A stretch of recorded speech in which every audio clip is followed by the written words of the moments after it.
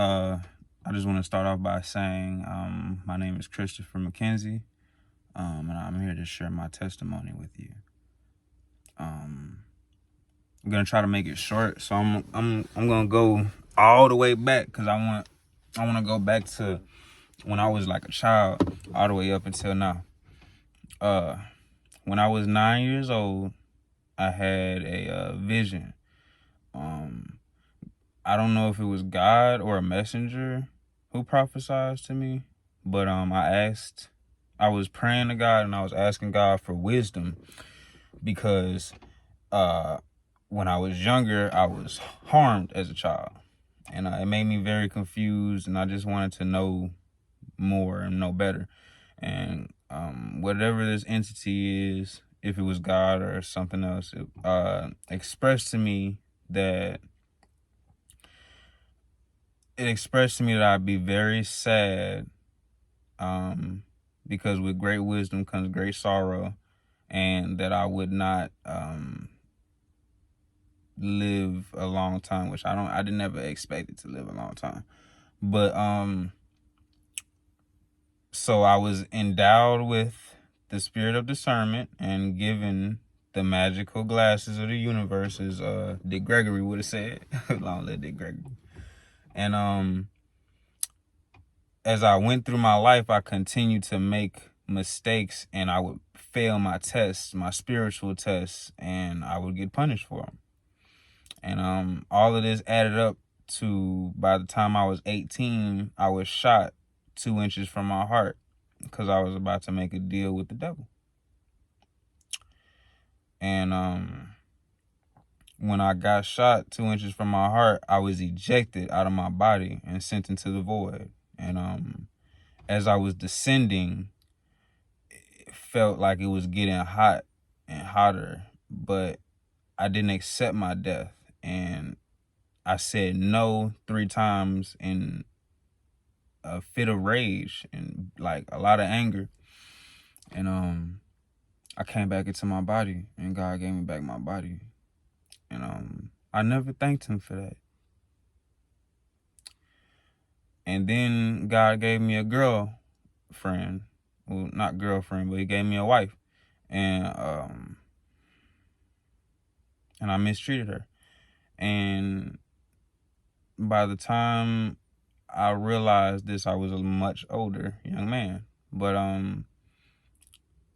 after dying, I was told if I didn't retaliate against the man that had shot me, that I would have a mansion waiting for me in heaven and all of these wonderful things. This was told to me. This was prophesied to me by another man. I don't know if he was a preacher, but he told me that if I didn't retaliate, that I had a seat waiting for me. I never retaliated against the man, but to think of revenge is the same as doing it, and I did think of revenge. So, so when I turned 19, I got into a relationship, and we went through some hard times and stuff. 2 years after being shot, I was still living worldly, and I was doing drugs heavy. I was heavy into drugs. I did so many drugs, but that'll be another story for another time. And one night I overindulged in some cough syrup, and I mixed it. I mixed some red lean with some green lean and some yellow lean that my girlfriend gave me, that my wife gave me. And I started seeing triple and quadruple, and I just was so tired I couldn't even stand. So I laid down and I overdosed in front of that girl. And I was in hell again. Once again, I was in, like this time I wasn't descending. I was in it. It was hot. It was hot. I was only there for seconds. God gives me seconds of intervals. I don't be nowhere for no minutes. Like, I'm waiting for that. I'm pretty sure to come. But I haven't been given no long vision. Like, it's hard to explain what hell felt like, but all I can say is I didn't see anybody. It was dark, but it was hot and like glowing orange. It was dark, hot, and glowing orange. Like, I don't know how to explain it. And I heard her voice crying for me, and I woke up out of my sleep. But I wasn't asleep. I was dead. I overdosed in front of her. She was crying when I woke up. I quit doing anything that could make me overdose in front of her. But I was still living worldly. And then when I was about 21, my father died in front of me. My father died in front of me, and when he died in front of me, this was the first time I actually cried out to the Lord, and I was begging him. I'm talking about I was begging him. Like, I couldn't handle it. My body couldn't handle it, because this was the man who never gave up on me. He always been there for me. And I'm getting choked up thinking about it right now, because I don't ever want to experience that again. But it's gonna come a day where I'm gonna have to experience that again. So my father died in front of me on the interstate. We was just talking. We was talking about going to go see my cousin. And I looked over to the left, and I was like, Dad, 3 times, and he ain't responding to me. The car was slowing down. And I looked at his eyes. His eyes was turning blue. They was turning blue. And that's a signal of death. And I just lost it. Like, I just completely lost it. Like, I could not hold that emotion in. It was a young man with us too, a friend of my cousin's, and he seen me lose my mind, basically. Because how am I gonna tell this to my brother is really what I'm thinking. Like, he in prison.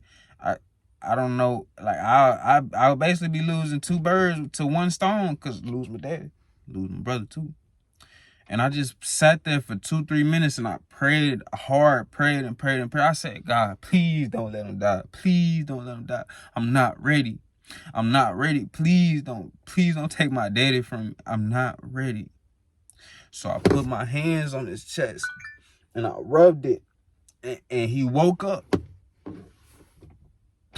God answered my prayer, bro. And I still didn't live for him. And I still did not live for him.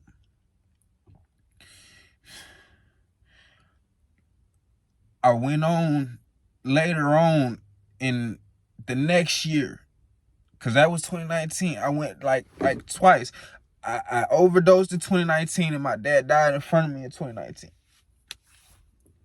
So fast forward to 2020, and I mess up his car, and he had 3 strokes. The Lord almost took him away from me again. He had 3 strokes, and I had messed up his car. And he made me feel like such a low person that I tried to commit suicide because I messed up his car. And I was always making these empty promises and always saying I'm going to do this, and it never came through. So I felt like a failure. And by that time, I had been so deep in the streets that I was so unhappy with my actions that I felt like, oh, everything I'm doing is just all for naught. Might as well just off myself. So I went upstairs and I popped 40 pills. I regretted it instantly. I asked God to pump my stomach, and God pumped my stomach. Jesus pumped my stomach. That's my 4th encounter with God. My 4th encounter. Still living worldly. And God pumped my stomach. I threw up, and I slept for 2 days. And my father was by my side, even though he had just had them strokes. By my side, checking on me hourly to make sure that I was still breathing. And I say all this to say this. When I was stripped of everything that I loved again this year, I still gave the glory to God. And this time I'm passing those tests. I'm giving it all to God. I'm sharing this testimony with you all to say that it's better to try and try again than to continue to stay and lay in your filth. Because I was laying in my filth for 7 years. God showed me God was God 4 times over 7 years. And I still was living worldly. I didn't grow up to become a man until I was 25. I died at 18. I've been dead since I was 18. I became a new man. I was reborn at 18. And I still was on the same stuff. But here I am now, trying to minister to these kids because I want the kids to know, it's easy to get enwrapped in a lifestyle that you think is for you, but it's really not. This life is a maze. And this isn't even real life. This is temporary. This ain't gonna last forever. This ain't your last stop. And it's your choice on who you love. Because you can either love the devil or you can love God. There is no in between. There is no, oh, I think I'm going to make it to heaven just because I'm a good person. No. Faith bearing of works is dead. And how can I not believe in Jesus Christ when it says hair of wool, skin of bronze?